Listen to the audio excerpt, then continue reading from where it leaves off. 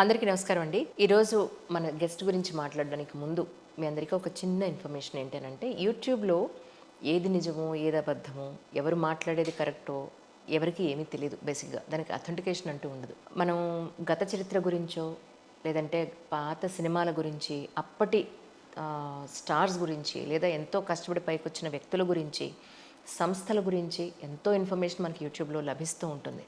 అది ఎంతవరకు నిజం అనేది మన ఎవరికీ తెలియదు. కానీ జయరామ్ గారితో మాట్లాడినప్పుడు ఆయన చిన్నతనం నుంచి వాళ్ళ నాన్నగారు వాళ్ళు పెరిగిన వాతావరణం వాళ్ళు ఎక్కడున్నారు ఇంతకాలం పాటు సినీ సినీ పరిశ్రమతోటి వారికి ఉన్న అనుబంధాన్ని ఆయన మాటలు తెలుసుకున్నప్పుడు నాకు అనిపించింది ఏంటంటే ఇప్పుడు మా తరం వాళ్ళకు కూడా ఎన్టీ రామారావు గారి గురించి కానీ నాగేశ్వరరావు గారి గురించి కానీ అప్పటి తరం వాళ్ళ గురించిన ఎన్నో గొప్ప విషయాలు మాకు కూడా తెలియదు. సో మనందరికీ అలాంటి మంచి విషయాలని షేర్ చేయడానికి యాక్టర్ జయరామ్ గారు మనతో పాటు ఉన్నారు. ముందైతే వారికి వెల్కమ్ చెప్పేద్దాం. జయరామ్ గారు నమస్కారం అండి. నమస్కారం అండి. చాలా సంతోషం మిమ్మల్ని కలవడం. నాకు కూడా చాలా సంతోషం అండి. అందరూ అనుకోవచ్చు ఎన్టీ రామారావు గారు నాగేశ్వరరావు గారు అప్పటి స్టార్స్ వాళ్ళంతా ఇప్పటికీ మనం మాట్లాడుకుంటాం.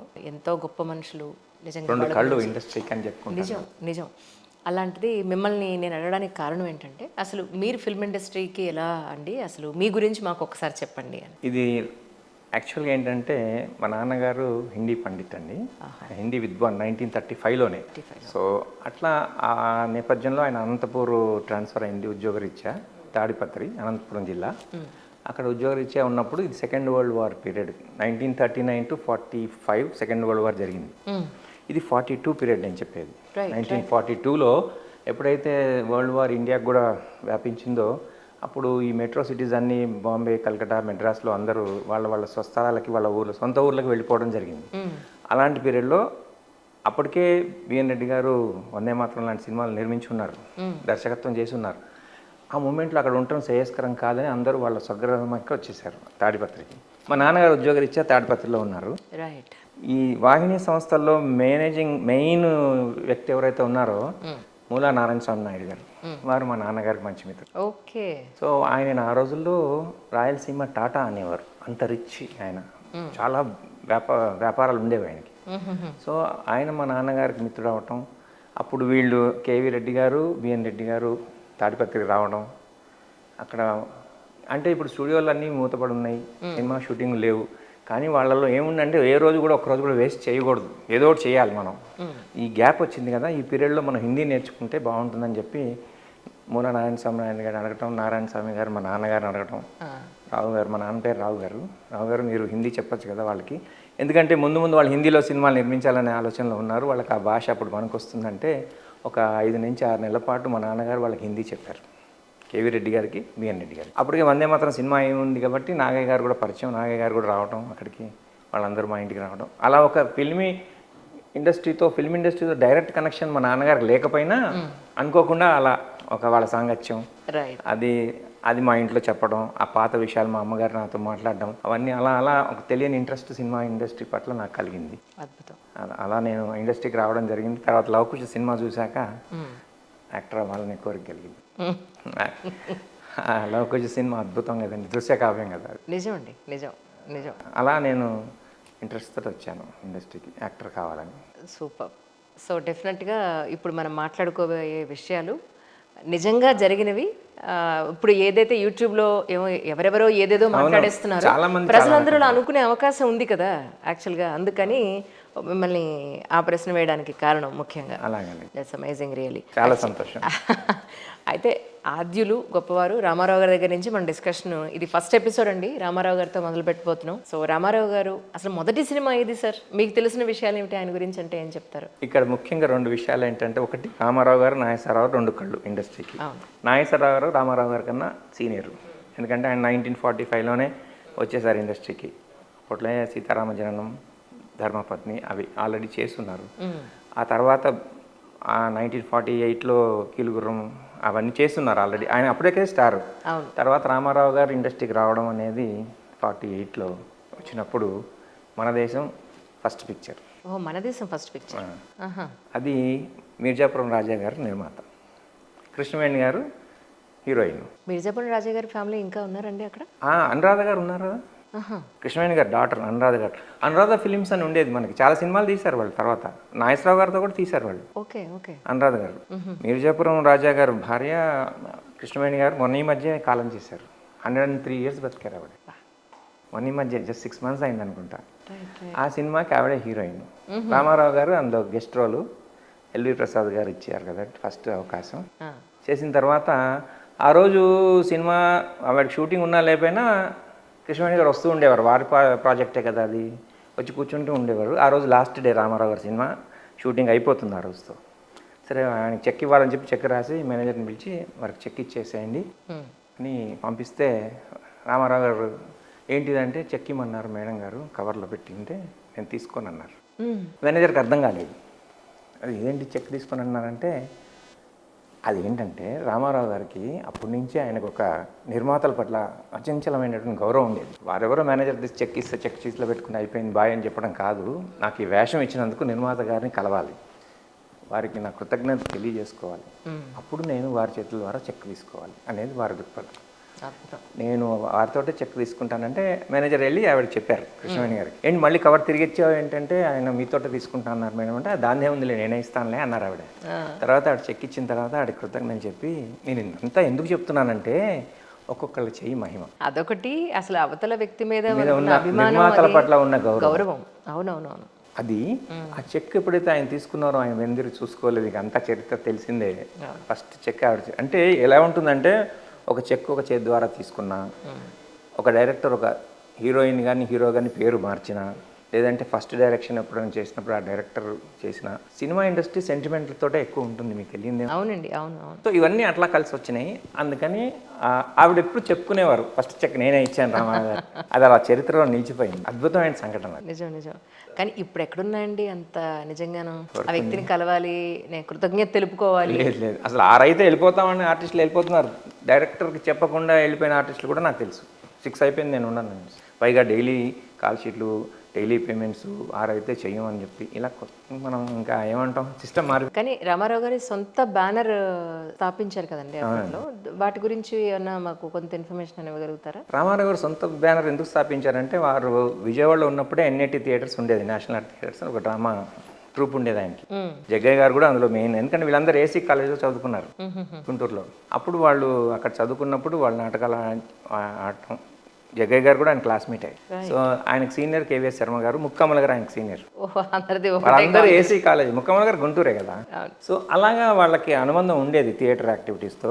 ఈయన విజయవాడ నుంచి వెళ్ళేవారు, కొందరు తెనాల నుంచి వచ్చేవారు, కొందరు గుంటూరులోనే ఉండేవారు. అలాగా వాళ్ళు రిహార్సల్స్ చేయడం అలా సాగుతున్నప్పుడు ఆయనకి సొంత థియేటర్ ఎన్ఐటి అనేది పెట్టుకున్నారు ఆ గ్రూప్. ఆ తర్వాత సినిమాలు స్టార్ట్ అయిన తర్వాత ఆయనకు అనిపించింది, ఎందుకంటే ఆయన రూమ్మేట్స్ ఎవరు, తాజ్ఞాన్ ప్రకాశ్రావు గారు, మంచి డైరెక్టర్గా ఎదగాలనుకునే కోరిక గలవారు. టీవీ రాజు గారు ఆయన రూమ్మేట్, ఆయన సంగీతంలో కృషి చేస్తూ ఉన్నారు. సో ఒక మంచి సిస్టమ్ నా చుట్టూ ఉంది కదా, డైరెక్టర్గా అవ్వాలనుకున్న వాళ్ళు ఉన్నారు, సంగీత దర్శకులుగా అవ్వాలనుకున్న వాళ్ళు ఉన్నారు, నేను హీరోని, మనం ఎందుకు స్టార్ట్ చేయకూడదు, అన్ని వ్యవహారాలు చూసుకోవడానికి లక్ష్మణుడు లాంటి త్రివిక్రమరావు గారు ఉన్నారు, వాళ్ళ తమ్ముడు. రామలక్ష్మణ్ అనేవారు వాళ్ళిద్దరు. సో అలాంటి ఒక గొప్ప సెటప్లో ఉన్నప్పుడు మనం ఎందుకు చేయకూడదు అని ఒక థాట్ వచ్చి, ఆయన ఫస్ట్ పిక్చర్ 1953లో పిచ్చి పుల్లయ్య ఎన్ఐటి బ్యానర్ మీద స్టార్ట్ చేశారు. దానికి ఆయన రూమ్మేట్ అయినటువంటి తాజ్ఞాన్ ప్రకాశ్రావు గారినే దర్శకుడిగా పెట్టుకున్నారు, టీవీ రాజు గారినే సంగీత దర్శకుడిగా పెట్టుకున్నారు. ఓకే. ఇవాళ రేపు ఎలా ఉంటారు, అలా ఉన్నవాళ్ళు ఉంటారా? నేను ఒక్కళ్ళని చూశాను, ఇప్పుడు త్రివిక్రమ్ గారు నువ్వు చూశాను. త్రివిక్రమ్ గారు సునీల్ గారు రూమ్మేట్స్ కాబట్టి వాళ్ళిద్దరూ ఇంకా పరస్పరం గుర్తుపెట్టుకుని హెల్ప్ చేసుకుంటుంటారు. అది చాలా తక్కువ అండి, అలా ఎవరు ఉండరు, మర్చిపోతారు. ఎవరి లైఫ్ స్టైల్, ఎవరి స్ట్రగుల్ వాళ్ళది కదా. ఒక హీరో అయిన తర్వాత గుర్తుపెట్టుకోవాలనే అవసరం ఉండదు కదా, పెద్ద డైరెక్టర్ అయినాక గుర్తుపెట్టుకోవాల్సిన అవసరం ఉండదు కదా. కానీ అది రామారావు గారు ఎప్పుడు మెయింటైన్ చేశారు. చాలా కాలం టీవీ రాజు గారితో సంగీతం చేయించుకున్నారు ఆయన సొంత సినిమాలన్నింటికి కూడా. అది మీరు ఇందాక ఇంకో ప్రశ్న అడిగారు, ఫస్ట్ పిక్చర్ ఏదైనా చిన్న కన్ఫ్యూజన్ ఉంటుంది. రామారావు గారి ఫస్ట్ పిక్చర్ ఏదనేది చిన్న కన్ఫ్యూజన్ ఉంది అందరికీ. యాక్చువల్గా ఫస్ట్ పిక్చర్ పల్లెటూరు పిల్ల, అది 1950. షావుకారు కూడా 1950. పల్లెటూరు పిల్ల ఏంటంటే ఇది మన బిఎస్ సుబ్బారావు గారు డైరెక్టర్. దానికి బిఎస్ సుబ్బారావు గారు ఆల్రెడీ మీర్జాపురం రాజా గారితో సినిమాలు చేస్తున్నారు అసిస్టెంట్గా. సో ఆయన ఆధ్వర్యంలో పల్లెటూరు పిల్ల డైరెక్ట్ చేశారు బిఎస్ సుబ్బారావు గారు. ఫస్ట్ హీరో ఇచ్చింది ఛాన్స్ అవకాశం బిఎస్ సుబ్బారావు గారు. Okay okay. అప్పుడు విజయ ప్రొడక్షన్స్ రూపుదిద్దుకుంటుంది. చక్రపాణి నాగిరెడ్డి గారు కూడా షావుకారు తీద్దామని రామారావు గారిని అప్రోచ్ వచ్చి షావుకారు రామారావు గారితో చేశారు. ఫస్ట్ రిలీజ్ అయిన సినిమా షావుకారు. ఓకే. అందుకని చాలామంది కన్ఫ్యూజ్ అవుతారు. రామారావు గారు ఫస్ట్ పిక్చర్ షావుకారు అనుకుంటారు, కానీ 20 రోజులే తేడా. అది ఏప్రిల్ 7 షావుకారు రిలీజ్ అయింది, ఏప్రిల్ 27 పల్లెటూరు పిల్ల రిలీజ్ అయింది. Okay okay. నిర్మాణం అయిన cinema Palleturu Pilla first, release అయిన సినిమా షావుకారు. జస్ట్ 20 days అంతే తేడా. Right right. చెప్పుకోవాలనుకుంటే ఫస్ట్ పిక్చర్ పల్లెటూరు పిల్ల చేసింది, రిలీజ్ అయింది షావుకారు. ఇది రామారావు గారి ఫస్ట్ పిక్చర్. కన్ఫ్యూజన్ లేదు. రైట్. కానీ రామారావు గారిది లవకుశ అనేది ఇప్పటికీ అవునండి, అదొక యాంటిక్ పీస్ లాంటి. దుస్సకావ్యం అండి, దాని గురించి చెప్పేది. Absolutely absolutely. వాటి గురించిన ఏదైనా ఒక కొన్ని విశేషాలు ఏమైనా చెప్పగలరు? ఇందాక తాతినేని రామారావు గారి గురించి మాట్లాడుకున్నాం కదా. తాతినేని రామారావు గారు 1956లో లలిత కంబైన్స్ అనేది ప్రొడక్షన్ కంపెనీతో చరణదాసి సినిమా చేశారు. అందులో మల్టీ స్టారర్ అది. రామారావు గారు ఫస్ట్ నుంచి మల్టీ స్టారరే. పల్లెటూరు పిల్లలు కూడా నాగేశ్వరరావు గారు ఉన్నారు, అప్పటికే ఆయన స్టార్, అది మల్టీ స్టారే. మళ్ళీ ఈ సినిమా ఏంటంటే ఎప్పుడైతే ఈ చేద్దాం అనుకున్నారో తాతినేని రామారావు గారితో చరణదాసి, అంజలి గారు హీరోయిన్.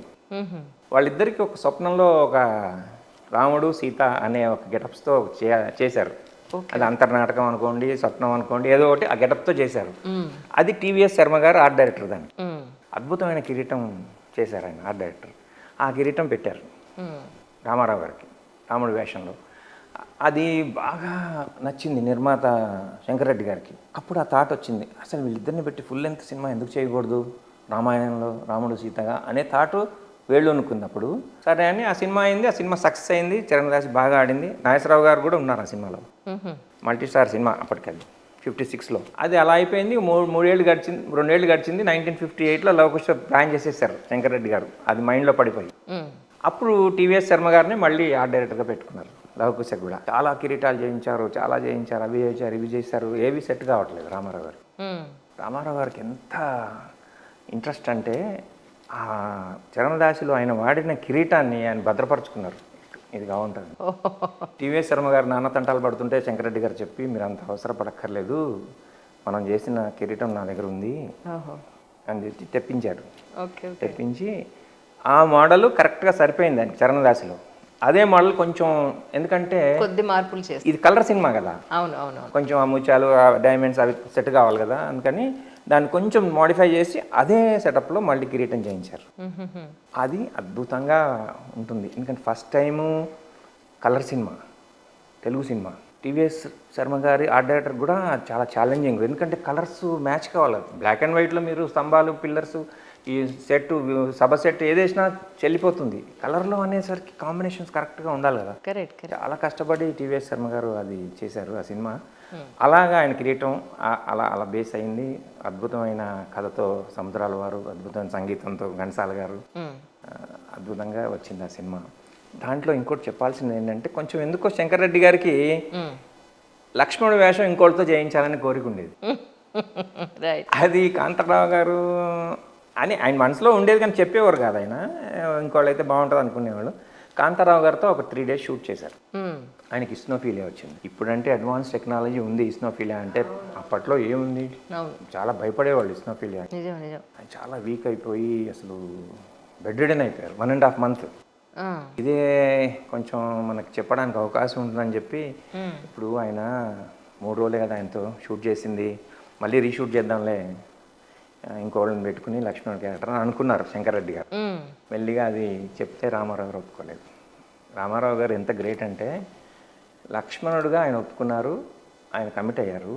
ఇప్పుడు ఆయన మనం తీసేసి రీప్లేస్ చేసి ఇంకోళ్ళని పెట్టుకుంటే ఆయన కెరీర్ ఏమవుతుంది? ఫస్ట్ ఆఫ్ ఆల్ ఆయనకి నేను థ్యాంక్స్ చెప్పాలని, నా సాటి హీరో ఆయన్ని నేను, మనకు లక్ష్మణుడు క్యారెక్టర్ చేస్తారని నేను హీరో అయినప్పటికీ ఆయన చేస్తున్నప్పుడు మనం ఆయనకి థ్యాంక్స్ చెప్పాలి.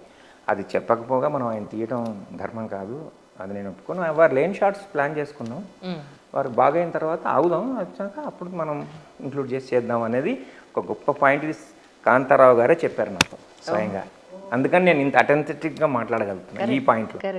ఆయనే చెప్పారు ఈ విషయం. కానీ కాంతారావు గారు ఆయన సెటిల్ అయ్యారంటే తర్వాత, ఎందుకంటే పాత సినిమాల్లో వర్క్ చేసిన వాళ్ళు చాలా మంది పాపం వాళ్ళ లైఫ్ సెటిల్మెంట్ అవ్వకుండా చాలా కష్టాలు పడ్డారని చాలా అంటే ఆయన కొందరు వ్యసనాలకు ఇదవుతారు. అవును. అని ఆయనకు అలాంటివి ఏం లేవండి. పాపం సొంత సినిమాలు చేసి అవి సరిగా ఆడక ఆయన గుండెలు తీసిన బంటని, సప్తస్వరాలని అవి ఏమైపోయినాయంటే బియాండ్ పీరియడ్ అయిపోయినాయి. సప్తస్వరాలు అనేది జానపద చిత్రం. ఆయన తీసే టైంకి జానపదాలు అంతరించిపోయినాయి. జానపద యుగం, అవునవును క్రైమ్ యుగం అలా వచ్చినాయి కదా కొన్ని. అవునవును అవును. ఈయన సప్తస్వరాలు రిలీజ్ చేసే టైంకి క్రైమ్ స్టార్ట్ అయిపోయింది. అంటే ఆంధ్ర జేమ్స్ బాండ్ సినిమాలు, కృష్ణ గారి సినిమాలు అలా రావడం మొదలైపోయింది. అది అవుట్డేట్ అయిపోయింది. జానపదం అప్పుడు చూడలేదు జనాలు. వాళ్ళ పిల్లలు ఎవరు రాలేదండి? వాళ్ళ పిల్లలు రాజా అని ఉన్నారు, కానీ కొన్నాళ్ళు కొంచెం ఆయన పాటలు అవి పాడుతుండేవాడు, కానీ తర్వాత వాళ్ళు మళ్ళీ ఇండస్ట్రీకి రాలే. చిన్నప్పుడు చైల్డ్ ఆర్టిస్ట్గా చేశాడు, సుడిగుండాలో చేశాడు ఆయన. ఆహా, రైట్. సుడిగుండాలో చేశాడు. యాక్చువల్లీ కాంతారావు గారికి ఎన్టీ రామారావు గారికి ఉన్న అనుబంధం ఏంటండి యాక్చువల్గా? అంటే అది ఎన్ఐటి బ్యానర్ గురించి ఇందాక మాట్లాడుకున్నాం కదా. 1953లో ఎప్పుడైతే ఎన్ఐటి బ్యానర్ స్టార్ట్ చేశారో, పిచ్చిపుల్లె సినిమా తర్వాత తోడికోడలు సినిమా, తోడు దొంగలు సినిమా తీశారు. ఆ రెండు తర్వాత అవి సరిగ్గా పోలేదు కమర్షియల్గా. జానపద సినిమా తీయాలని డిసైడ్ అయ్యి జై సినిమా నిర్మించారు. అందులో ఒక తమ్ముడు క్యారెక్టర్ ఉంది రామారావు గారికి. అప్పటికి ఆయన కొంచెం హీరోగా ఎదుగుతున్నారు కాంతారావు గారు. ఎదిగే హీరో, అతనికి లైఫ్ ఇవ్వాలని చెప్పి ఒక మంచి ఉద్దేశంతో కాంతారావు గారిని ఆ తమ్ముడు క్యారెక్టర్ పెట్టుకున్నారు. ఓహో. తనతో ఈక్వల్గా ఉంటుంది ఆ క్యారెక్టర్. అంతేగాని నాతో పాటు సమానంగా అసలు లేవండి. అది లేవు కదా. రామారావు గారికి ఎప్పుడూ లేవండి. ఇంకా చెప్తాను కాంతారావు గారి గురించి, చాలా హెల్ప్ చేశారు ఆయనకి. అయితే ఈ తమ్ముడు క్యారెక్టర్ ఇచ్చిన తర్వాత అలా ఆయన ఎన్ఐటీలో ఒక భాగం అయిపోయారు కాంతారావు గారు కూడా. అంటే ఒక టీంలో ఒక హీరోగా. జయసింహ సినిమా సూపర్ హిట్ అయింది, బాగా కమర్షియల్గా బాగా పోయింది. తర్వాత కాలంలో సీతారామ కళ్యాణం 1960లో స్టార్ట్ చేశారు రామారావు గారు. ఆ సీతారామ కళ్యాణం కథ కూడా ఉంది, అది చెప్తాను మీకు. ఇదేంటంటే ఆ స్టార్ట్ అయినప్పుడు కాంతారావు గారు వచ్చి, అన్నగారు మరి మీ బ్యానర్లో నేను రెగ్యులర్గా చేస్తూ వచ్చాను కదా, మరి సీతారామ కళ్యాణం తీస్తున్నారు, మీరు నాకు వేషం ఇవ్వరా అని అంటే కాంతారావు గారికి నారదుడిని చేసింది రామారావు గారి. ఓహో. సీతారామ కళ్యాణంలో ఆల్రెడీ హరనాథ్ రాముడు, రావణాసుడు ఆయనే చేస్తున్నారు. ఇంకా కాంతారావు గారు స్టేచర్ ఉన్న క్యారెక్టర్లు ఎక్కడ ఏమున్నాయని నారదుడు, అప్పటికి నారదుడు చేస్తున్నారు ఒక సినిమాలో కాంతారావు గారు.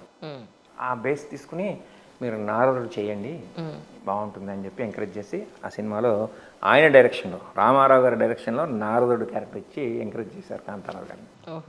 అది చాలా గొప్ప విషయం అండి. ఆ తర్వాత తెలుగు వాళ్ళకి నారదుడు అంటే కాంతారావు గారే అంత ఇదిగా తెలుగు వాళ్ళ హృదయాల్లో నిలిచిపోయారు ఆయన. తర్వాత 1960s, లేట్ 60sలో 67, 68 ప్రాంతాల్లో కాంతారావు గారికి సినిమాలు తగ్గుతూ వచ్చినాయి హీరోగా. అప్పుడు మళ్ళీ వెళ్ళారు రామారావు గారి దగ్గరికి, అన్నగారు నాకు హీరోగా నన్ను ఎవరు బుక్ చేయట్లేదు, కొంచెం బాగా ఇబ్బందులు పడుతున్నాను, మరి నేను క్యారెక్టర్ ఆర్టిస్ట్ అయిపోవాలా అనే ఒక ఇది వచ్చింది నాకు, మీ సలహా ఇవ్వండి అంటే, వేరే వాళ్ళైతే ఏమంటారు, తప్పే ఉందండి క్యారెక్టర్ ఆర్టిస్ట్ అయిపోండి అని అంటారు. కానీ రామారావు గారు అనలేదు. విఠలాచారి గారు నా దగ్గరకు ఒక మంచి కథతో వచ్చారు, చిక్కడు దొరకడు. ఓహో. ఆ కథలో నన్ను డ్యూయల్ రోల్ చేయమన్నారు. ఇద్దరు బ్రదర్స్, అది చిక్కడు ఒకడు, దొరకడు. రైట్. కానీ నేను మీరు అడుగుతున్నారు కాబట్టి ఆ దొరకడు వేషం మీరు చేయండి, అన్నగారి క్యారెక్టర్ నేను చేస్తాను, చిక్కడు క్యారెక్టరు అని చెప్పి విఠలాచార్య గారికి ఒప్పించి ఆయన చేసే క్యారెక్టర్, తమ్ముడు క్యారెక్టర్ ఆయనకి ఇప్పించారు హీరోగా. ఎంత పెద్ద ఇదండి, అది ఎవరైనా చేస్తారా అంటే అలాగా, చాలా గొప్ప కదా. నిజం. ఇంకోటి మీరు సినిమా చూస్తే తెలుసు, ఈనాటికి తమ్ముడు అన్నని డామినేట్ చేస్తాడు చాలా సీన్స్లో, కానీ ఏమీ మార్చలేదు ఆయన. ఓకే. ఆ క్యారెక్టర్ నన్ను డామినేట్ చేస్తుంది, అది నేను చేయాల్సింది. అంటే కథలో ఏం చేశాడంటే తమ్ముడు కొంచెం చిలిపిగా ఉంటాడు కదా పెద్దవాళ్ళకన్నా, ఆ క్యారెక్టర్ పరంగా వాడిని కొంచెం హైలైట్ చేసి రాసుకున్నారు చిన్న ఎన్టీ రామారావు చేయాలని. కానీ అదేం మార్చలేదు, కాంతారావు గారికి అలాగే చేయించారు ఆయన ఎప్పుడు అబ్జెక్ట్ చేయలేదు. అలాగా ఉండేది ఆయన రిసీవల్. ఇంకోటి గొప్ప విషయం, ఇందాక మనం అనుకున్నాం శ్రీకృష్ణ అవతారం గురించి కూడా మాట్లాడాలని. అందులో అయితే అసలు రామారావు గారు ప్లేస్లో ఎవరైనా ఉంటే చాలా కోపగించుకుంటారు. ఆ సినిమా శ్రీకృష్ణ అవతారం 1967, 68 ప్రాంతాల్లో అండి. దాని నిర్మాణం గురించి కూడా నేను మీకు కొంచెం చెప్పగలను. తప్పకుండా అండి. ఎందుకంటే ఆయనకి శ్రీకృష్ణ రాయబారం సినిమా చేయాలని కోరిక ఉండేది రామారావు గారికి. ఆ పద్యాలు అవి చాలా ఇష్టం ఆయనకి. అలాగే ఏంటంటే అప్పుడు పుండరీకాక్షయ్య గారిని పిలిచి ఆ పద్యాలు, ఆ రైట్స్ ఎవరి దగ్గర ఉన్నాయి కనుక్కోమని చెప్పారు. తిరుపతి వెంకట కవులు పద్యాలు కదా అవి. అంటే వారు కనుక్కుని నెల్లూరులో ఒక శెట్టి గారి దగ్గర ఉన్నాయి ఆ రైట్స్, నేను అడిగి తీసుకుంటానని చెప్పి తీసుకుని ఆ రైట్స్ తీసుకొచ్చి ఇచ్చారు. అప్పుడు శ్రీకృష్ణ రాయబారం స్టార్ట్ చేద్దాం అనుకున్నారు. అనుకుంటే ఎందుకో పుండరీకాక్ష గారికి కొంచెం మనసులో, అది శ్రీకృష్ణ రాయబారం నాటకం చాలా పాపులర్ కదా, సినిమా మళ్ళీ వెళ్తుందో వెళ్ళదో. ఎందుకంటే మనం చరిత్రలో చూసుకుంటే చింతామణి నాటకం పాపులర్, చింతామణి సినిమా ఆడలేదు. సత్య హరిశ్చంద్ర చాలా పాపులర్ నాటకం, సినిమా ఆడలేదు. సో నాటకాలకు బాగా అలవాటు పడే రోజులు అవి. అవును. సినిమాలు చూస్తారా చూడరా అని చిన్న డౌట్ ఉండేది. అందుకని రాయబారం వద్దు, పేరు మారుద్దాం, అసలు కృష్ణావతారం గురించి చెప్తే బాగుంటుంది కదా, కృష్ణుడు అవతరించిన దగ్గర నుంచి నిర్యాణం వరకు చేస్తే బాగుంటుందని ఒక చిన్న సలహా చెప్తే రామారావు గారు ఫస్ట్ ఒప్పుకోలేదు, కానీ సముద్రాల రాఘవాచారి గారి స్క్రిప్టు ఆయన చెప్తే ఒప్పుకొని ఆ సినిమా చేశారు. అలా స్టార్ట్ అయింది ఆ సినిమా. దానికి కాస్టింగ్ డైరెక్టర్గా కూడా ఆయనే చేశారు, రామారావు గారు. రామారావు గారు. ఆయన హీరో కదా, కాస్టింగ్ డైరెక్టర్ చాలా మందికి తెలియదు.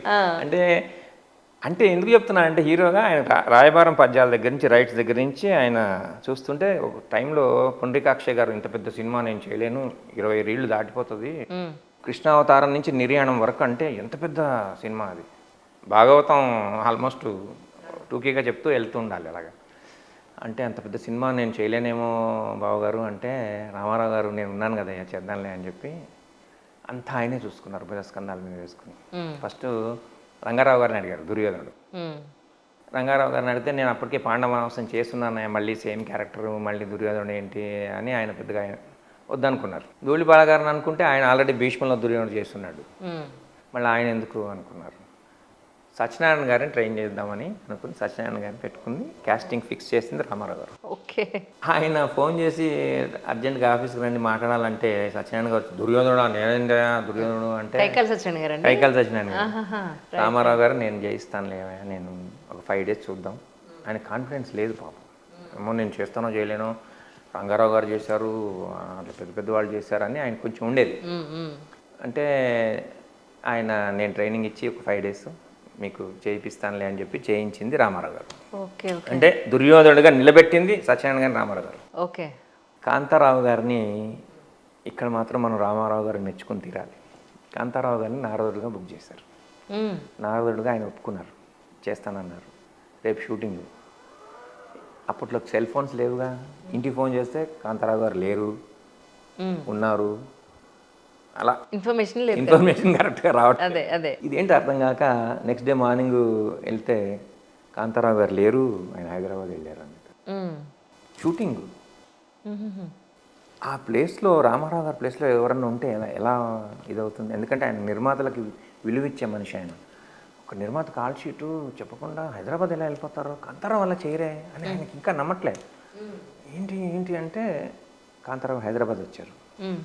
రహస్యం షూటింగ్ జరుగుతుంది ఇక్కడ శారది స్టూడియోలో, అందులో కమిట్ అయ్యారు. అయ్యో. అది చాలామందికి ఆశ్చర్యకరమైన విషయం ఏంటంటే, అసలు అది ఎలా చేస్తారు, అలా చేయొచ్చా అనేది చాలామంది. కానీ రామారావు గారు ఏమి, అయ్యో బ్రదర్ అలా చేయరే, మరి ఎందుకు చేశారో అని ఆయనకి అర్థం కాలేదు. కానీ ఆయన ఏమాత్రం తొనకుండా శోభన్ బాబు గారిని పిలిపించమని చెప్పారు. శోభన్ బాబు గారు వచ్చి అంటే నారదుడు వేషం అయ్యా, రేపటి నుంచి కాల్ షీట్ కావాలి నాకు అంటే, నేను నారదుడు ఏంటి అన్నగారు, నేను ఎక్కడ చేస్తానంటే నేను చేయిస్తానులే నీతో అని చెప్పి, మీరు కృష్ణావతారం సినిమా చూడండి, అద్భుతంగా చేశారు శోభన్ బాబు గారు నారదుడు. అయ్యో సాంగ్, ఓపెనింగ్ సాంగ్ ఆయనతో జయ హే కృష్ణ అవతార అనే పాట ఉంటుంది. తర్వాత మళ్ళీ పిలిచి కాంతారావు గారిని పిలిచి ఏంటో ఎలా చేశారు, అవన్నీ ఉండవు. రామారావు గారికి ఆ మనసులో కోపాలు అవి ఉండేవి, అదే కదా గొప్ప వ్యక్తి ఆయన. ఎందుకు చేశారు వారు అలాగా, కారణం ఏమై అంటే అందులో నాగేశ్వరరావు గారికి సరిపడే హీరో క్యారెక్టర్ రహస్యంలో. అంటే నేను ముసలి క్యారెక్టర్లు, నారదుడి క్యారెక్టర్లు చేసిన హీరోగా తగ్గిపోయింది ఆయనకి అవకాశాలు. అప్పుడు హీరోగా వచ్చేసరికి ఆయనకు ఒక ఆశ వస్తుంది కదా, సహజంగా నటుడికి ఎవరికైనా ఉంటుంది. కానీ అది చెప్పి చేసి ఉంటే బాగుండేదని అనుకున్నారు. కానీ అది అంత పెద్ద కాంట్రవర్సీ అవ్వలేదు. రామారావు గారు సరే బ్రదర్, ఓకే ఇట్స్ ఓకే. ఆయన చాలా ఇట్లాంటివి ఎన్నో పెద్ద మనసు చేసుకున్నారు. చాలా అండి, అలాంటి విషయాల్లో చాలా గ్రేట్ ఆయన, చాలా గ్రేట్. అదే ఆయన చూస్తే అందరు స్వప్నంలాగా ఉంటారు, అలా భయపడతారు, కానీ చాలా మంచివాడు. పైగా నాకు కొంచెం 2-3 సినిమాలు బాలకృష్ణ గారితో చేసిన ఒక అదృష్టం కలిగింది. వారితో ఇవే పంచుకుంటూ ఉంటాను నేను. సెట్లో ఎప్పుడు బాలకృష్ణ గారు కలిసినా ఇదే జరుగుతూ ఉంటుంది మా ఇద్దరి మధ్య డిస్కషన్.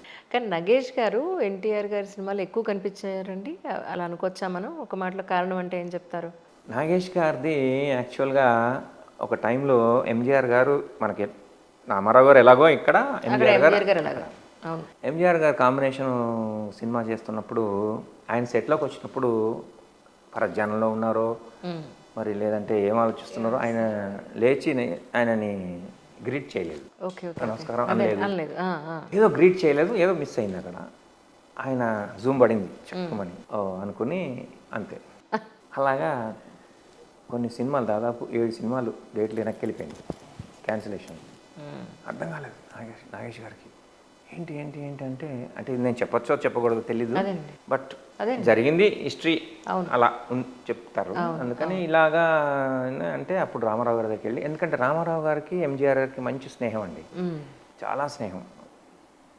ఎందుకంటే బాలకృష్ణ గారు కూడా ఎంజీఆర్ గారిని పెద్దనాన్నగారు అనేవారు, శివాజీ గణేశన్ గారు చిత్తప్ప అనేవారు. సో అలాంటి రిలేషన్షిప్ బాలకృష్ణ గారు చెప్పారు, ఎప్పుడు కూడా నాన్నగారిని పెద్దనాన్న అని పిలవనేవారు ఎంజీఆర్ గారిని అని. అంత అనుబంధం వాళ్ళకి. రామారావు గారు చెప్తే సర్లే నేను మాట్లాడతానులే, నా సినిమాలో నీకు వేషాలు ఇప్పిస్తానులే అని చెప్పి చాలా సినిమాల్లో రాముని మించిన రాముడు కానీ తర్వాత వేటగాడు అలాంటి సినిమాలు చాలా సినిమాల్లో నాగేష్ గారికి ఆయనే క్యారెక్టర్ ఇప్పించారు. ఇది మధ్యలో ఊరుకోరు కదా జనాలు. మళ్ళీ వెళ్ళి ఎంజీఆర్ గారు చెప్పారు, సార్ మీరు అవకాశాలు ఇస్తున్నారు మీరు కాదన్నారు. ఆయన వెళ్ళి రామారావు గారిని పట్టుకున్నారు, ఆయన ఇస్తున్నారంటే రామారావు ఎవర్రా నా తమ్ముడే కదా ఇవని పర్లేదు అన్నాడు ఆయన. అంతేగాని నేను ఇవ్వకపోతే ఆయన వెంట ఆయన మాట్లాడతాను, అవకాశాలు రాకుండా చేస్తాను అనలేదు. అనలేదు. ఆ మొమెంటరీ అండి, అది ఆ కోపం ఆ మొమెంటరీ ఉంటుంది అనిపిస్తుంది అప్పుడు ఆ క్షణం. అది కొంచెం చూసి చూడనట్టుగానే ఉండేవాళ్ళు, మరి ఇది కానీ కాదు.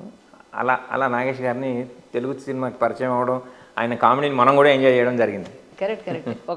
ఏదైనా ఒకటి జరిగింది అంటే అది మన మంచికే అన్నట్టుగా. అదే అండి, రైట్. కానీ కేడీ నెంబర్ 1 రిలీజ్కి ముందు కథ ఏంటి అంటే ఏం చెప్తారు సార్? కేడీ నెంబర్ 1 దేవి వరప్రసాద్ గారి సినిమా. అది రిలీజ్ అయ్యే టైంకి విజయలక్ష్మి ఆర్ట్స్ త్రివిక్రమారావు గారి సినిమా ఏదో ఉంది పోటీకి. అంటే ఇప్పుడు కూడా మనకు జరుగుతుంది, సంక్రాంతికి ఈ సినిమా వస్తుంది, ఆ సినిమా వస్తుంది, దసరాకి రిలీజ్ లో కూడా పోస్ట్ పోన్ చేసుకుంటారు, ప్రీపోన్ చేసుకుంటారు. అప్పుడు కూడా అలా ఉండేది. కానీ అప్పట్లో సమన్వయం ఉండేది నిర్మాతల మధ్యన. అరే మీరు వారం తర్వాత మేము వస్తాంలే, మీరు వెళ్ళండి, ముందు మీరు వెళ్ళండి, మేము తర్వాత వస్తాం అనేది ఒక భావన ఉండేది, హీరోలకు ఉండేది. అది రామారావు గారికి త్రివిక్రమారావు గారి సినిమా, అదే విజయలక్ష్మి ఆర్ట్స్ సినిమా పేరు గుర్తులేదు నాకు. ఆ సినిమా రిలీజ్ అవుతుంది, సేమ్ డేట్ వేస్తున్నారంట కదా, ఆగచ్చు కదా వాళ్ళు ఒక వారం రోజులు మాట్లాడండి మీరు అని రామారావు గారు వాళ్ళ స్టాఫ్కి చెప్పారు. వాళ్ళు ఫోన్ చేసి చెప్తే విజయలక్ష్మి గారు ఏ మూడ్లో ఉన్నారేమో, విజయలక్ష్మి ఆర్ట్స్ త్రివిక్రమారావు గారు ఏ మూడ్లో ఉన్నారేమో, అలా కుదరదండి అంతా సెటప్ చేసుకున్నాం కదా, ఇప్పుడు మేము వెనక్కి వెళ్ళలేము అది ఇది అని చెప్పారు.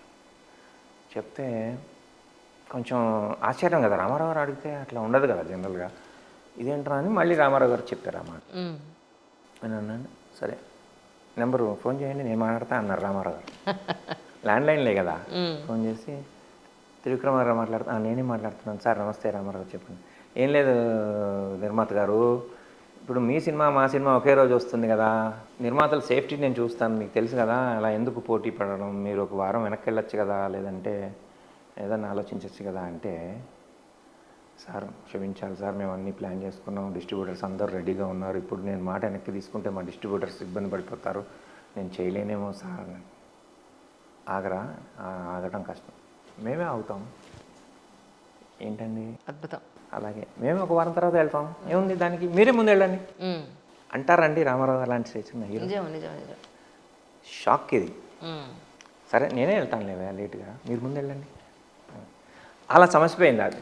అంటే చూసేవాళ్ళకి ఈ హీరో ఆ హీరో ఇన్ని గొడవలు అలా ఉంటాయి కదా, అలా నిమిషంలో తేల్చేసేవారు ఆయన. ఏదైనా పాయింట్ ఉంటే 1 మినిట్, ఓకే నేనే వెళ్తానులే లేట్గా, మీరు ముందు వెళ్ళండి అని. అది అలా సమస్యపోయింది ఆ సమస్య. కానీ ఇంటికి పెద్దవాళ్ళు అనన్నా, ఇండస్ట్రీకి పెద్దవాళ్ళు అనన్నా ఎంతో పెద్ద మనసు చేసుకుని అందరినీ కలుపుకుంటూ వెళ్ళిపోవాలి తప్ప అనవసరమైన చిన్న చిన్న గొడవల్ని చిరువల పొలవలు చేసుకుని వర్గాలుగా విడిపోవడం అనేది, దానికన్నా ఇది ఎంతో మంచి పద్ధతి. వాళ్ళ నుంచి నేర్చుకోవాల్సిన విషయాలు ఇవన్నీ మనం. ఎన్నో అండి అలాంటివి. అల్లూరి సీతారామరాజు ఫంక్షన్కి 100 days ఫంక్షన్కి రామారావు గారిని చీఫ్ గెస్ట్గా పిలిచినప్పుడు కృష్ణ గారు మాట అన్నారు, రామారావు గారు డేట్లు ఇస్తే సినిమా చేయాలని ఉంది, చేస్తాను నేను వారితో మామూలుగా అన్నారు, వాళ్ళకున్న అనుబంధంతో. వెంటనే స్టేజ్ మీద డిక్లేర్ చేశారు, నేను వెంటనే డేట్లు ఇస్తాను, సినిమా స్టార్ట్ చేస్తాను. దేవుడు చేసిన మనుషులు చేశారు, దేవుడు చేసిన మనుషులు అలా స్టార్ట్ అయింది. అంటే ఆయనలో అంత ప్యూరిటీ ఉండేదండి. ఇక్కడ అలా చెప్పుకుంటూ పోతే ఎన్నైనా చెప్పచ్చు వారి గురించి. మనకి ఎలాగో ఒక ఎపిసోడ్తో ఇవన్నీ అయ్యేవి కావు. ఖచ్చితంగా ఇది ఒక సిరీస్లా చేద్దామండి తప్పకుండాను. ఎందుకంటే అప్పటి కాలం నాటి విశేషాలు విషయాలు మాట్లాడుకోవడం అంటే it's not a small thing actually. ఇవి చాలామంది నెక్స్ట్ జనరేషన్స్ ఇప్పుడు మాకే చాలా విషయాలు తెలియదు.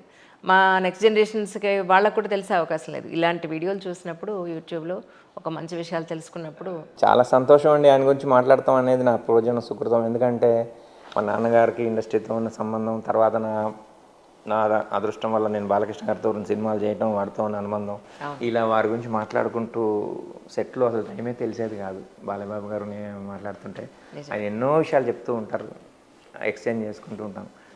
అలాగా చాలా చాలా హ్యాపీగా అనిపిస్తుంది ఆయన గురించి మాట్లాడాలంటే. ఇప్పుడు నారదుడిగా చేసిన తర్వాత శోభన్ బాబు గారు మళ్ళీ అంటే వీళ్ళిద్దరి మధ్య అంత ఫ్రెండ్షిప్ సాగిందండి ఎన్టీ రామారావు గారి మధ్యలోనూ సోను బాబు గారి మధ్య? ఎప్పుడు ఆయన ఆయన పూజా మందిరంలో రామారావు గారి ఫోటో ఉంటుందండి. రామారావు గారు ఫోటో పెట్టుకునేవారు. ఎందుకు తెలుసా?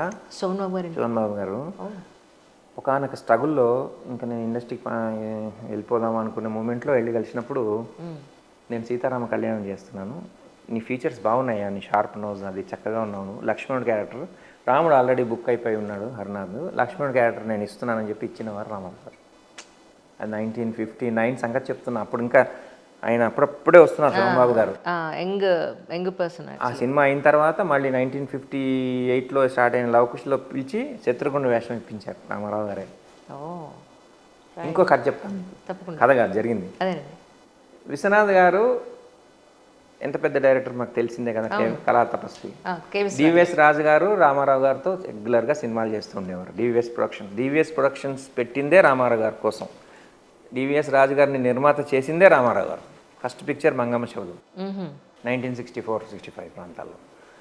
అది అయిపోయింది. తర్వాత ఆరుద్ర రామలక్ష్మి గారు ఒక నవల రాశారు, ఆడది అని.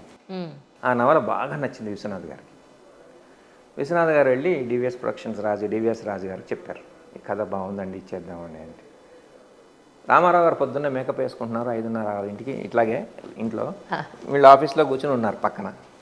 డివిఎస్ రాజు గారు, రామారావు గారు తమ్ముడు త్రివిక్రమరావు గారు, ఇంకా ఒకళ్ళిద్దరు ఫ్రెండ్స్ కూర్చున్నప్పుడు విశ్వనాథ్ గారు మంచి కథ చెప్పారు, అది బాగుంది, తీస్తే బాగుంటుంది, కానీ రామారావు గారు ఫస్ట్ హాఫ్లో స్టూడెంట్గా ఉంటారు, స్టూడెంట్గా అది సరిపోదేమో అని అనుకుంటున్నారు డివిఎస్ రాజు గారు. రామారావు గారు మేకప్ చేసుకుని బయటకు వచ్చారు. ఏంటి బ్రదర్, ఏంటి విశేషాలని, ఒక మంచి కథ విన్నానండి విశ్వనాథ్ గారి దగ్గర.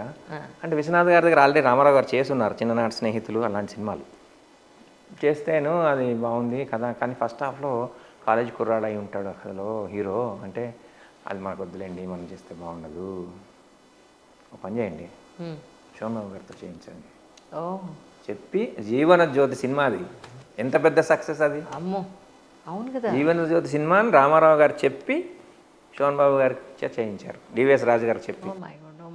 అందుకే రామారావు గారు అంటే సోమబాబు గారికి చాలా చాలా భక్తి, రెస్పెక్ట్.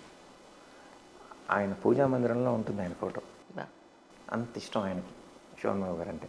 కృష్ణ గారికి సరే ఆయనకి చాలా చాలా ఇష్టం ఆయనకి, ఆయన అభిమాని, రామారావు గారు అభిమాని ఆయన ఓపెన్గా చెప్పుకున్నారు కృష్ణ గారు. సో ఇలా ఉండేది. అలాగే నాగేశ్వరరావు రామారావు గారి అనుబంధం కూడా అలాగే ఉండేదండి. వాళ్ళిద్దరూ ఎంతో అద్భుతంగా 15 సినిమాలు చేశారండి ఇద్దరు. ఏ లాంగ్వేజ్లో మీరు తీసుకున్న ఇద్దరు సూపర్ స్టార్స్ 1-2 సినిమాలు తప్ప మీకు చెప్తే ఆశ్చర్యపోతారు. ఎంజీఆర్ గారు శివాజీ గణేశన్ గారు ఒకే ఒక సినిమా చేశారు, ఓన్లీ 1. గొడవలు అయిపోయి పాకలు పీకేసుకుని గుడిసెలు కొట్టుకున్నారు. మీ హీరో నన్ను ఒక దెబ్బ కొట్టాడని, నా హీరో నిన్ను 2 దెబ్బలు కొట్టారని గొడవలు పడిపోయి ఆ దెబ్బతో నిర్మాతలు ఇంకా వద్దు వాళ్ళిద్దరిని పెట్టద్దని తమిళనాడులో డిసైడ్ అయ్యారు. కానీ తెలుగులో పల్లెటూరు పిల్ల 1950 నుంచి తీసుకుంటే రామకృష్ణుడు లాస్ట్ సినిమా, సత్యం శివం, వయ్యారి భామలు, వగరవార్భర్తలు, రామ్, అలాంటి సినిమాలు లాస్ట్ మొన్న కలర్ యుగంలో కూడా చేశారు. వాళ్ళు దాదాపు 15-18 సినిమాలు చేశారు వాళ్ళిద్దరు. అది ఎంత గొప్ప ఇది అనుకోవాలి. నిజం నిజం. కేంద్ర ప్రభుత్వం కూడా వాళ్ళిద్దరికి ఒకే రోజు పద్మశ్రీ ఇచ్చింది 1968లో. ఓహో, ఇద్దరికి ఒకే రోజు వచ్చింది పద్మశ్రీ. రైట్. రిపబ్లిక్ డే రోజు 1968 జనవరి 26 రోజు ఢిల్లీలో ఇద్దరికి ఒకే రోజు పద్మశ్రీ ఇచ్చారు. అంత ఈక్వల్గా చూశారు. సరే, అలాగే గుమ్మడి గారు లేదు ఇక్కడి నుంచి వెళ్ళిపోతాను అన్న టైంలో రామారావు గారు ఆపారని విన్నానండి, ఆ కథ ఏమిటి అసలు యాక్చువల్గా? అవునా, గుమ్మడి గారు యాక్చువల్గా పిచ్చిపూలిలో మంచి క్యారెక్టర్ చేశారు. ఎన్ఐటి సొంత బ్యానర్లో రామారావు గారితో ఆయన చాలా అనుబంధం ఏర్పడింది అప్పుడు. అంటే ఆల్మోస్ట్ ఒక ప్రాంతం వాళ్ళే కదా, తెనాలి, గుంటూరు, విజయవాడ అన్నీ తిప్పి కొడితే 50 కిలోమీటర్ల దూరంలోనే కదా. సో అలాంటి అందరూ ఒక ప్రాంతం నుంచి వచ్చిన వాళ్ళే, అందరు తెలిసిన వాళ్ళే. అప్పుడు గుమ్మడి గారు ఆ పిచ్చిపుల్లే తర్వాత ఆయనకు ఆఫర్స్ రాలా కొంచెం. ఆ సినిమా కమర్షియల్గా పోలేదు, ఓకే. రైట్. ఆఫర్స్ రాకపోతే ఆయన కొంచెం డిప్రెషన్ గురయ్యి రామారావు గారితో పంచుకుందామని చెప్పి వెళ్ళి, అన్నగారు నేను కొంచెం నాకు వేషాలు ఏమి కనపట్లేదు, శూన్యంగా ఉంది, అసలు ఏమి ఆశ్చర్యజనకంగా లేదు, యాక్టర్గా నేను ఎదుగుతానో లేదో కొంచెం ఇబ్బందిగా ఉంది అంటే, మీరు ఉండండి బ్రదర్, మనం నెక్స్ట్ సినిమా స్టార్ట్ చేస్తున్నాం, మీకు అందులో మంచి క్యారెక్టర్ ఇస్తాను నేను, మీరు ఎక్కడికి వెళ్ళొద్దు ఉండండి అని చెప్పి వారిని ఆపి వెంటనే తోడుదొంగలు సినిమా స్టార్ట్ చేసి రామారావు గారి కన్నా మంచి క్యారెక్టర్ ఇచ్చారు ఆయనకి. ఇచ్చి ఆ సినిమా నిలబెట్టారు ఆయన గుమ్మడి గారిని. కానీ ఆ సినిమా కూడా సక్సెస్ అవ్వాల కమర్షియల్గా. అయ్యో. మళ్ళీ దెబ్బ కొట్టింది. మళ్ళీ ఆయన కొంచెం డిప్రెషన్కి వెళ్ళారు గుమ్మడి గారు. అంటే పర్లేదు ఉండండి అని చెప్పి జయసింహ 1955 జయసింహలో అంజలీదేవి తండ్రి పాత్ర ఓహో. అడిగారు ఆయన, మీరు హీరోగా వద్దామని. అప్పటికే గుమ్మడి గారు అదృష్ట దీపక్ కూడా సినిమా చేశారు హీరోగా. ఆ సినిమా పోలేదు సరిగా. ఇంకా ఎవరు వస్తారు సినిమా పోతే, ఇక హీరోగా ఛాన్సెస్ లేవనే అర్థమైంది. అంటే అప్పుడు రామారావు గారు, నేను జయసింహ సినిమా తీస్తున్నాను, అందులో సెకండ్ హీరోయిన్ పాత్ర అంజలి గారిది, ఫస్ట్ హీరోయిన్ వైదా రెహమాన్, రెండో హీరోయిన్ అంజలి గారు. అంజలి గారి తండ్రి పాత్ర ఉంది, మీరు హ్యాపీగా క్యారెక్టర్ ఆర్టిస్ట్గా సెటిల్ అవ్వచ్చు, ఈ సినిమాలో అంత డెప్త్ ఉంటుంది తండ్రి పాత్రకి అని చెప్పి ఒప్పించి క్యారెక్టర్ ఆర్టిస్ట్ చేసింది గుమ్మడి గారిని రామారావు గారే. కానీ నిజానికి ఎంత గొప్ప ఆర్టిస్ట్ అండి, క్యారెక్టర్ ఆర్టిస్ట్గా ఆయన చాలా మంచి పేరు. తెలుగుదనం మూర్తిభవించినట్టు ఉంటుంది ఆయన చూస్తే. తెలుగుదనం అలా సాత్విక అభినయానికి గుమ్మడి వెంకటేశ్వరరావు గారు అద్భుతం అండి. నిజం. ఆయన నిజం. సో అలాగా ఒక గుమ్మడి గారు లాంటి ఒక మంచి క్యారెక్టర్ ఆర్టిస్ట్ని ఇచ్చింది రామారావు గారే మన తెలుగు పరిశ్రమకి. రైట్. రైట్. అందులో జయ జయ శ్రీరామ అనే ఒక పాట ఉంటుంది ఘంటసాల గారిది. గుమ్మడి గారి మీద చిత్రీకరించారు ఆ పాటని. అద్భుతంగా ఉంటుంది ఆ సాంగ్. ఆ రోజుల్లో చాలా కాలం గుళ్ళల్లో మన శ్రీరాముల మందిరాల్లో ఆ పాట పెడుతూ ఉండేవారు పొద్దున పూట. లవకుశ పాటలు, ఈ పాట అలా వినిపిస్తూ ఉండేది మనకి ఊర్లో. సో అలా రామారావు గారు చాలామందికి హెల్ప్ చేశారండి, చాలామందికి హెల్ప్ చేశారు. శోభన్ బాబు గారు ఏంటి, గుమ్మడి గారు ఏంటి, కాంతారావు గారు ఏంటి, ఇలా చెప్పుకుంటూ ముక్కామల గారికి లాస్ట్ మూమెంట్లో చాలా వేషాలు, దూలిపాల గారికి ఏంటి ఎన్ని వేషాలు ఇప్పించారు ఆయన. మిక్కిలేని గారికి ప్రతి సినిమాలో ఉండేది, హేమలత గారు ప్రతి సినిమాలో ఉండేది. అది హేమలత గారిది వారిది ఒకే ఊరు, నిమ్మకూరు పక్కనే వారిది. ఓకే. ఓకే. సో అందుకని హేమలత గారు అంటే వారికి వాత్సల్యం, ఒక సిస్టర్ లాగా చూసేవారు ఆయన అని. ఆవిడ ప్రతి సినిమాలో రామారావు గారి తల్లి హేమలత గారే ఉండేవారు, మీరు చూస్తే పాత సినిమాలో. చెప్పి అలా చాలామంది ఆర్టిస్టులకు ఆయన హెల్ప్ చేశారు. కేవీఎస్ శర్మ గారు, మీకు కేవీఎస్ శర్మ గారు అంటే సీతారామ కళ్యాణంలో పరశురాముడు క్యారెక్టర్ చేస్తారు. అద్భుతమైన నటుడు అండి ఆయన. ఆయన నిలబెట్టింది రామారావు గారే, చాలా వేషాలు ఇప్పించారు. సో అలాగా చాలామందికి ఆయన హెల్ప్ చేశారు. అద్భుతం జయరామ్ గారు. కానీ ఫస్ట్ ఎపిసోడ్ చాలా అద్భుతంగా వచ్చింది. మరిన్ని ఎపిసోడ్స్ ఖచ్చితంగా మీ టైం తీసుకుని మరొకసారి మనం ప్లాన్ చేద్దాం. నెక్స్ట్ విశేషాలతో మేము మా ప్రేక్షకులందరూ కూడా ఎదురు చూస్తూ ఉంటాం. చాలా సంతోషం. Thank you. చాలా సంతోషం.